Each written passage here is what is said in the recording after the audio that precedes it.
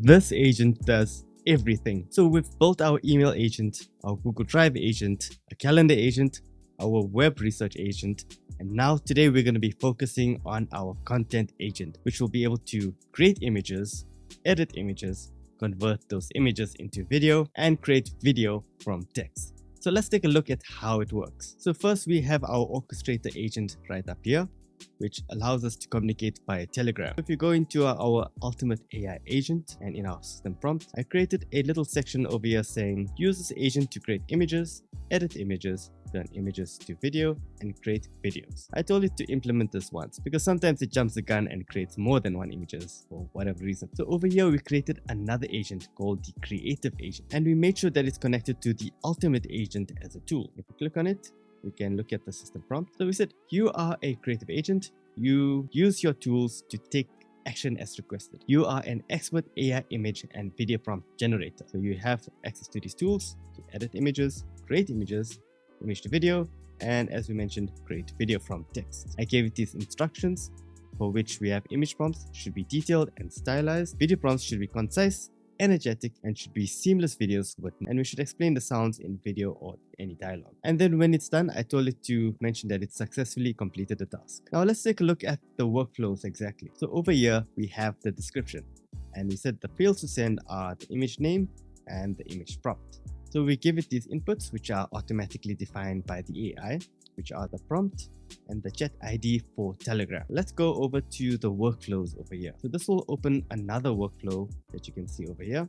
To gain access to all of the workflows, you'll find them over here in my corporate automation library, where we have over 579 members. And this is where you'll find workflows ranging from content creation, LinkedIn post generation, social media publishing, marketing and growth, sales automations, and this will be right over here under our ultimate AI agent. Now this workflow over here, you can see it's fairly simple. We get our request, which takes an image, prompt, and chat ID. This image over here is just the image name. So that goes into our file.ai request, and we are calling the flux dev model over here. We wait a little bit and it goes through the waiting queue until it's eventually done and able to download the file, and we send it back to us via Telegram and store it in Google Drive in case we want to use it later on. Let's run a quick test. So start it up the trigger. So I'm going to type in use the creative agent to generate an image of an influencer man. Very simple prompt. Let's see how it goes. So it generated these two images where we have our influencer man.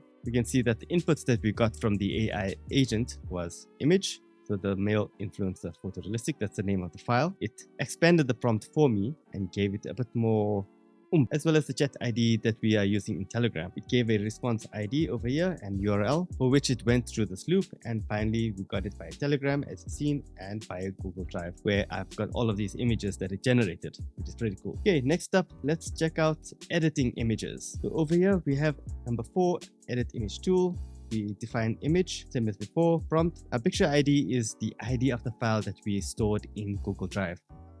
So we're going to send over the image that we just created, and that's going to go through this workflow right over here. So we've got this additional block called share file, and what it does is that it allows our file that we just created to be shareable and readable by our AI workflow. Then we download the file. If you did not activate the permissions from this block, you won't be able to download that file unless you manually go into Google Drive and set the permissions to be viewable by everyone. And then we've got this very nice block over here for Google Gemini. This is using the Nano Banana model, where we can edit images. We put in the prompt over here, and the same workflow goes via Telegram and Google Drive. Let's test it out. So I'm typing here, can you take this photo of influencer man portrait.png and edit this image to give him wings. Now I'm going to say get the file ID from the Google Drive agent and send. So what this has done is that it's going to use our Google Drive agent to get the file ID based on the file name that we have provided. Now I know it did show an error over here, but it actually executed the tool as it's supposed to. We typed in search query of influencer man portrait and it gave us our ID. It went into this edit image workflow over here, which then executed all of this over here. So if it's unable to find the file, it will just say I cannot find it. So over here I explicitly told it to search the Google Drive for the file ID, and then it's returned this image, which is pretty cool. Right, next we're going to create a video from text, and we have this workflow over here for which we have the prompt, the chat ID, video title, as well as the aspect ratio.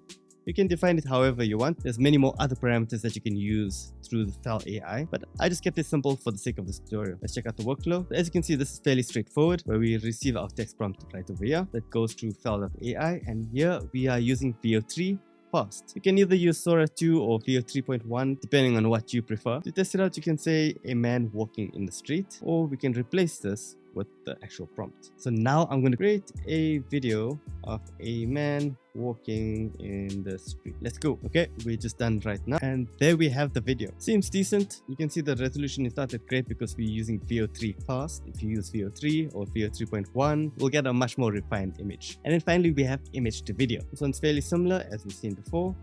Go into the workflow. It looks a bit more extended than usual, and this is because we need to take in the file that we have from Google Drive, like an image. We first change the permissions over here using the share file.